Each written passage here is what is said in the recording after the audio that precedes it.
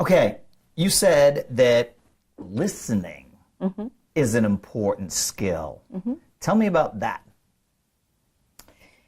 You know, the way I like to think about that is a study that was done in the United States some years ago, and I can't cite the study right off the top of my head, Patrick, but it had to do with, they asked a group of people how good a listener they thought they were on a scale of 1 to 10.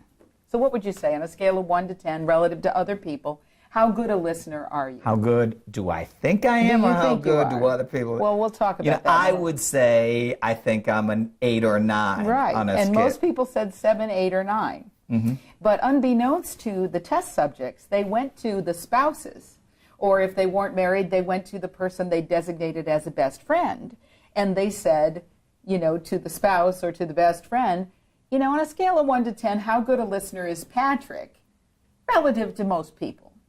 If you say you're an 8, on average, your spouse thinks you're a 5. If you say you're a 5, on average, your best friend thinks you're a 2. And if you say you're a 2, it ain't pretty. So it's, I got to be honest. Go ahead. She did tell me that you asked her that, and I just wasn't paying attention. Is She there- gave me the answer. Yeah. So that's my fault. I That's try my never to fault. listen to yeah, my I wife. wasn't But really anyway, listening. I got it. But anyway, it's a funny thing about listening, because the definition of good listening skills is whether the other person feels heard and understood. Heard and understood. They also did a study some years ago in which they asked people exactly that. In all the time you're talking, what percentage of the time would you say you feel fully heard and understood? The most common answer, the most commonly given answer, was 15% of the time. Therein lies a massive opportunity, because if the most commonly given answer is I feel fully heard and understood 15% of the time when I'm communicating, and if you think about the fact that we only communicate in the hope of being fully heard and understood, then if you can give a person the gift of feeling fully heard and understood, they're likely to stay in conversation with you longer. So that's really what we're doing in selling.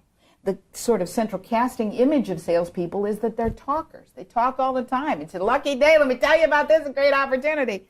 Turns out the best salespeople are really good listeners who cause the other person to say, you know, I wish I could get my wife to understand that the way you understand that. If you're hearing those kinds of remarks, then you've probably got the listening thing down. So we have something in selling called the 90-10-90 rule. Have you heard of that? 90? 90. 10, 10, 90? 90, yes. Okay. It says ideally when you're selling, your prospect is speaking 90% of the time. You, the seller, are speaking 10% of the time, and you're spending 90% of that 10% asking questions. So again, the 90-10-90 rule says, ideally when you're selling, the prospect is speaking 90% of the time.